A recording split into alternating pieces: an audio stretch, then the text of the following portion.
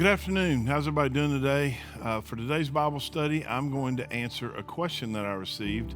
A couple of weeks ago, I asked if anyone had questions about things that you could email them to me, bbond@greenwoodbc.com, or text or however else you'd like to get in touch with me, and I'd be happy to try to maybe research those and then answer them here during one of these Bible study times. And so today, this is the question that I got. I've been really convicted lately about how holy God is and how we are supposed to be holy too. All that said, where/how do we take a stand as Christians with stores and companies?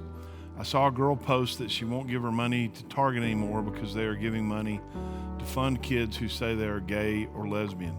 Should we stop shopping places that fund gay, lesbian, etc.? If so, do we ban all Disney because they also are big supporters?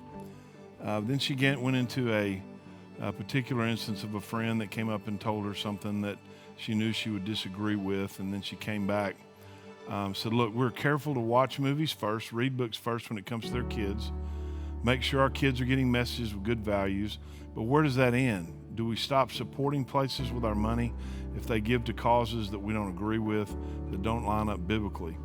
We let our kids watch Disney, but often I have conversations about the movies to explain the worldview and biblical view. Anyway, any advice would be great. Thanks. Hey, that's a great question. And I think everyone would struggle with that, at least in some arena, the thought of it or however it might apply to your life. The first thing I want to say is there's no biblical place where it says thou shalt boycott this company or whatever. However, there are a couple things I want to talk about in Scripture, and then I'm going to tell you what we try to do as a family. But it does say in 1 Corinthians 5:9, it says, I wrote to you in a letter not to associate with sexually immoral people. Now, that's you need to understand that Paul is writing this letter to the church, and he's talking about sexual immorality within the church. And in this instance, I believe it was of a man who had taken his father's wife as his own wife. And he was dealing with that immorality that was found there in the church and the fact that they did not exercise church discipline about it.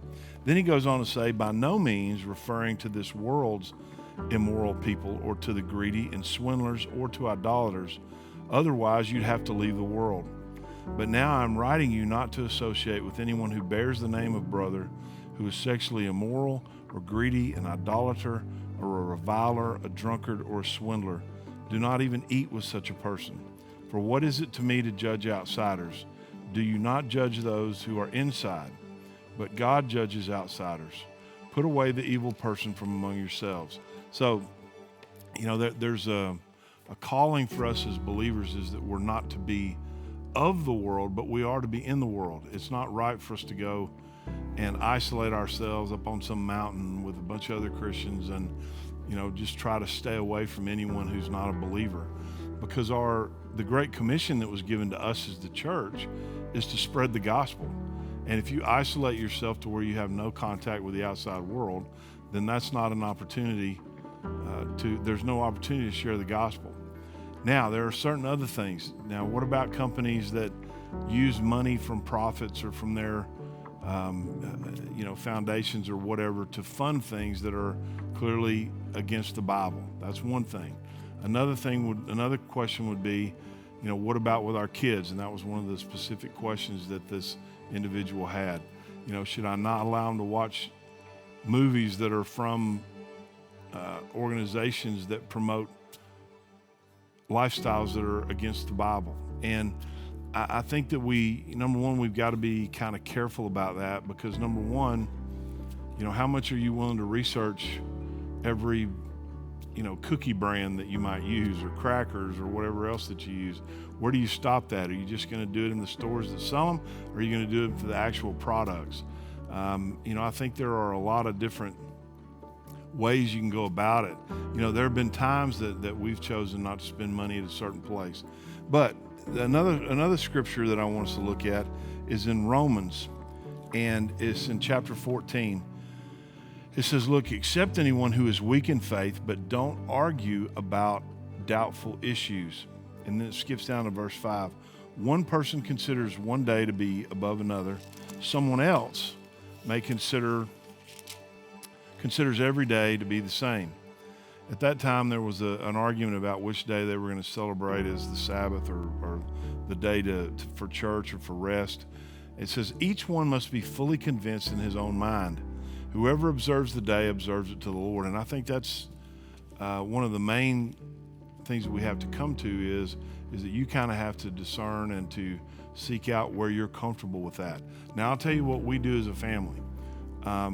If I were to stop shopping at all companies that were not Christian, that would greatly limit the places that we could shop for things. Now, are there times when a company may take a stand that is so egregious that maybe I would choose not to do business there? Yes. I think there are different levels, and here's how we do things, how I've done things personally, is if I need something and I can get it locally, provided there's not a huge price difference, I go to people who are of our church first. That's the first place that I look. Now, if for whatever reason they can't provide that, or you might find that their service isn't up to your standards or what you were looking for. I'm not saying that you have to only do business with people in church. I'm telling you that that's the decision that we've made. That if it's anywhere close, we're going to use people that are a part of our church. We know they're believers. We have a relationship with them. They come and they support the church. That's the first place that I'm going to look to do business. Now, after that, then you start to expand. Now there's nobody in our church that I know of that's a believer that offers this service, so I'm going to find from people around here where's a place that has a good reputation, and I go there. But I always choose to work within the church first. Then you kind of expand on that. After that, it's, what about, if you can't get it locally or the price difference is this huge difference between what you'd have to pay here, you pay online or whatever. Those are personal decisions that you have to make. Where's that line where I'm willing to pay more sometimes to benefit a friend or someone that I know locally or a small business in the town or the community I live in, rather than trying to save a few bucks to get it a little cheaper from somebody that, would be outside my community or maybe even outside my faith family. Everybody's going to have an idea about where that line is for them, and that's something that you have to decide. When it comes to dealing with companies, I think some of Paul's words are that, hey, we can't be separated from the world. Lost people are going to act like lost people.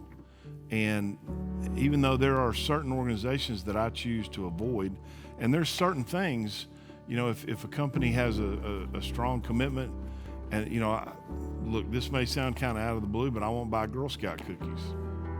And the reason that I won't is because they spend money from those proceeds to fund abortion, to help support Planned Parenthood and abortion services.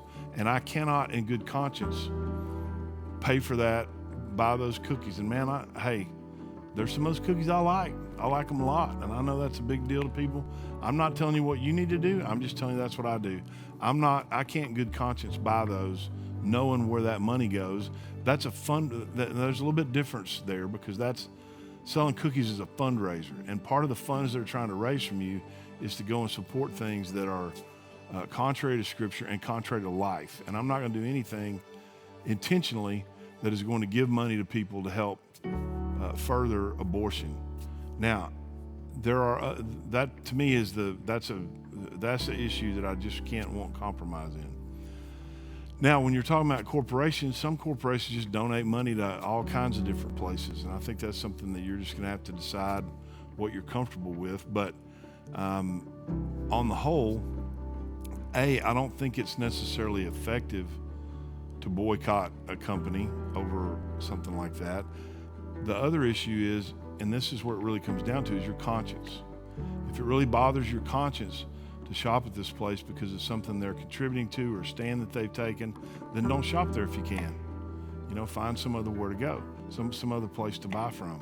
And that's what Paul's saying there in Romans. He says, look, each one of us, everyone must be fully convinced in his own mind, in his own spirit, in his own heart. And that comes down to your conscience and to your choice.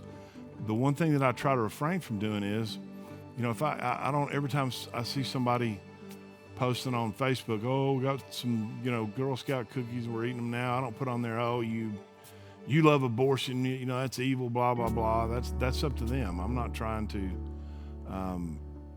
I'm not a job, it's not my job to be the evangelist for boycotts. My job is to spread the word about Jesus. And then we make decisions as we have information. We probably don't know where most of the money goes for most companies that we deal with. And I don't necessarily think that we have to go do a deep dive into each company's finances to determine where all their money goes and where they do with everything. I think that it's fine to shop wherever. Now, I'm gonna go back again. If your conscience is bothering you about it, then you need to spend some time praying and decide, hey, is there a viable alternative? And if there is, maybe I'm gonna choose to do that. Now, I will tell you, there are companies that maybe I don't necessarily boycott, but I don't go there unless I have to. There are companies that I know they have stands on certain things, and when I can, I'll pick another company that doesn't have that stand. I'll pick another place to go that doesn't use money in the same way that they do. So it's not necessarily that I'm saying I'll never go in there. It's just that if I have two choices, I'm going to choose the one that is the least offensive or that lines up most with my values. And then there are some things that I value more than others, and I'm sure that's probably true for all of us. So there's not really a cookie cutter answer to this because we live in a lost world. I mean, as Christians, we're in the minority. And if you're not going to do business with anybody that's not a Christian, then you've really limited yourself on what you can wear, where you can buy things, what you can do.